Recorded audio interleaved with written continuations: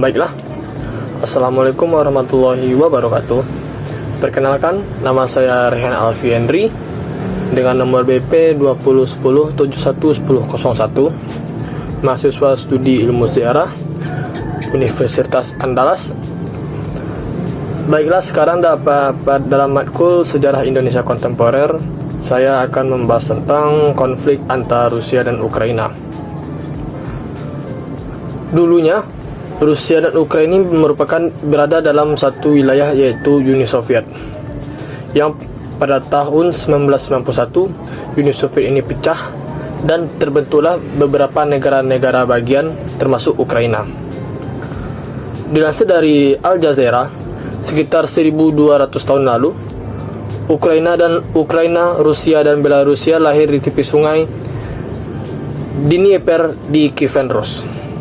Kievan Rus, negara adidaya abad pertengahan yang mencakup sebagian besar Eropa Timur. Meski begitu, Rusia dan Ukraina berbeda jauh secara bahasa, sejarah hingga politiknya. Presiden Rusia sekarang, yaitu Vladimir Putin, berulang kali mengklaim bahwa Rusia dan Ukraina adalah satu bagian dari peradaban Rusia yang mencakup Belarusia. Namun klaim itu dibantah oleh Ukraina. Kemudian Ukraina melakukan revolusi selama 2 kali, yakni pada tahun 2005 dan juga pada tahun 2014, yang menolak supremasi Rusia. Ukraina juga terus mencari jalan agar dapat bergabung dengan Uni Eropa dan juga NATO. Rusia pun menolak keras langkah tersebut dan meminta Ukraina untuk tak pernah bergabung dengan NATO atau North Atlantic Treaty Organization, yang di awal pendiriannya memang bertujuan melawan ancaman ekspansi Rusia pasca perang di Eropa.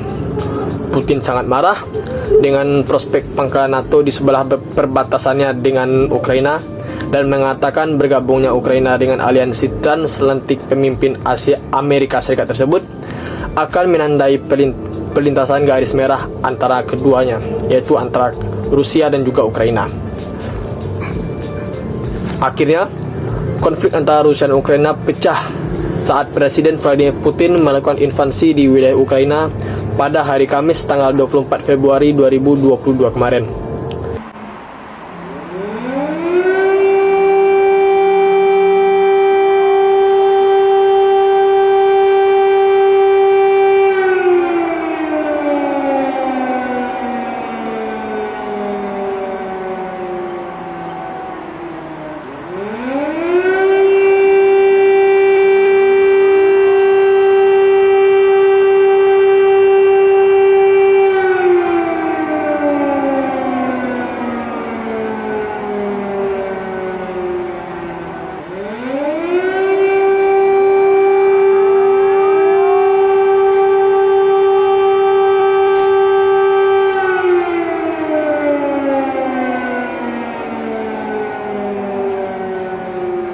Sejak invasi Rusia pada hari Kamis tanggal 24 Februari kemarin, kota-kota di Ukraina digempur serangan dari 3 arah, dari udara, darat, dan maupun laut. Invasi skala penuh pun dimulai dengan serangan udara dan rudal di beberapa kota. Pasukan Ukraina tak tinggal diam, mereka melakukan perlawanan yang lebih kuat dari perkiraan, membuat frustasi rencana Rusia untuk pengambil alihan kilat. Presiden Ukraina Volodymyr Zelensky bersumpah untuk tetap tinggal dan memimpin perlawanan. Dengan pasukannya yang macet, Putin pun menempatkan pasukan nuklir Rusia dalam siaga tinggi pada tanggal 27 Februari 2022. Atas invasi tersebut, Barat membebani Rusia dengan sanksi militer, sanksi ekonomi, sanksi politik, sanksi apapun itu.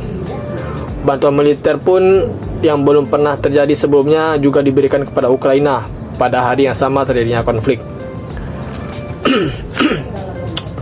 Ruang udara tertutup untuk pesawat Rusia.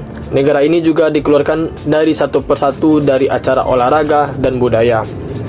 Semua olahraga yang berkaitan dengan Rusia harus dihilangkan, baik dari sponsor, apapun itu. Banyak terkena dampaknya terhadap invasi Rusia ini terhadap para atlet-atlet yang berasal dari Rusia.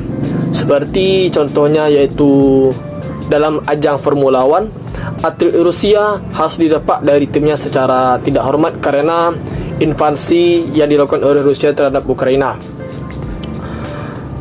Dan juga dalam dunia sepak bola, banyak sponsor-sponsor yang berasal dari Rusia harus dihilangkan dari dunia sepak bola. Dan juga Rusia terancam hilang dari Piala Dunia. Perusahaan-perusahaan besar mulai menutup toko di Rusia. Invasi juga memicu pemikiran ulang radikal dalam kebijakan pertahanan. Berlin secara besar-besaran meningkatkan pengeluaran militer selama pembicaraan pertama antara Kiev dan Moskow pada tanggal 28 Februari. Roket Rusia menghantam wilayah sipil di kota kedua Ukraina, yaitu Kharkiv. Zelensky mengajukan permohonan yang berapi-api untuk masuk keanggotaan Uni Eropa. Beberapa oligarki Rusia pun menyerukan perdamaian di tengah rubel yang semakin runtuh.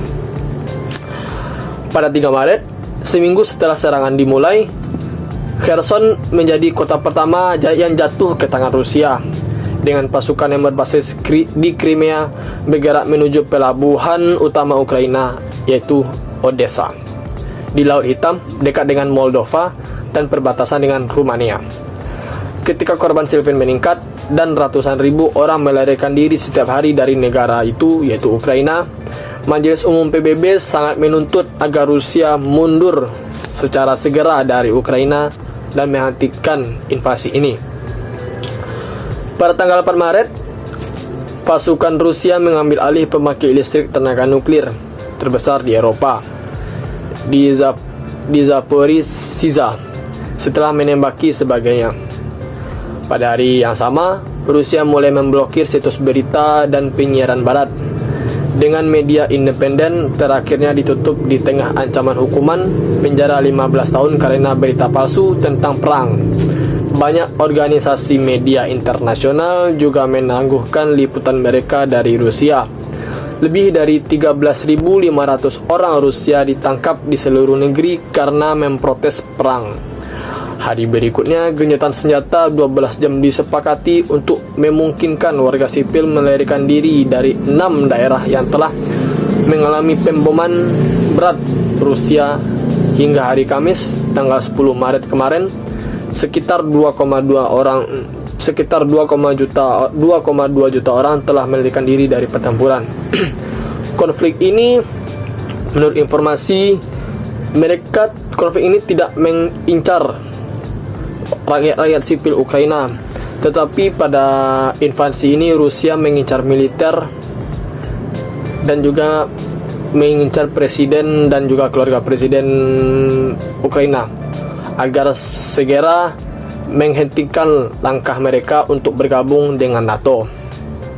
В соответствии со статьей 51 частью 7 Устава ООН, санкции Совета Федерации России и во исполнение ратифицированных Федеральным собранием 22 февраля сего года договоров о дружбе и взаимопомощи с Донецкой Народной Республикой и Луганской Народной Республикой, мною принято решение о проведении специальной военной операции.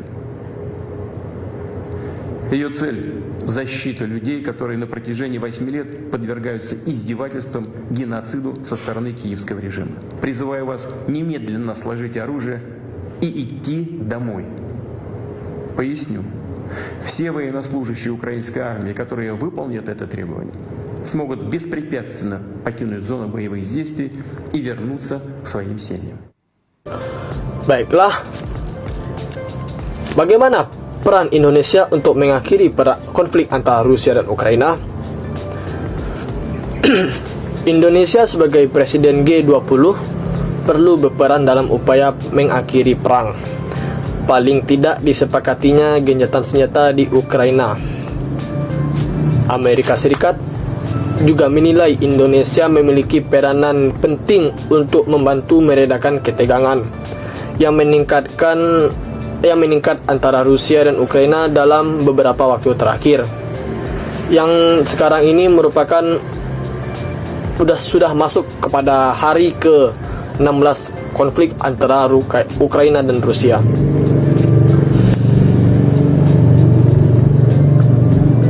Kata seorang pejabat senior Kedutaan Besar Amerika Serikat pernah berkata, "Ya, saya rasa Indonesia memiliki peranan penting dan kami menyambut panggilan telepon Menteri Luar Negeri Republik Indonesia dan pernyataan terbarunya untuk meminta semua pihak meredakan situasi yang tengah memanas ini," kata pejabat senior Kedutaan Besar Amerika Serikat yang enggan disebut namanya di Jakarta dalam pers briefing secara virtual di Jakarta pada hari Jumat, tanggal 18 Februari 2022.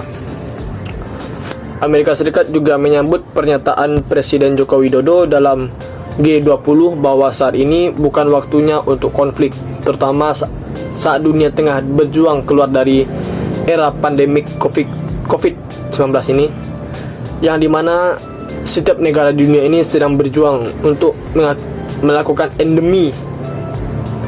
Untuk itu, Indonesia mendorong agar perdamaian segera dikembalikan di Ukraina. Dalam konteks ini, Indonesia mendorong semua pihak untuk memastikan solusi damai melalui dialog dan diplomasi. Baiklah, saya kira hanya segitu yang bisa saya sampaikan tentang konflik antara Rusia dan Ukraina. Banyak yang salah mohon dimaafkan. Apabila saya memiliki salah kata dalam penyampaian materi tadi, mohon dimaafkan. Wabillahi taufiq wal hidayah. Assalamualaikum warahmatullahi wabarakatuh.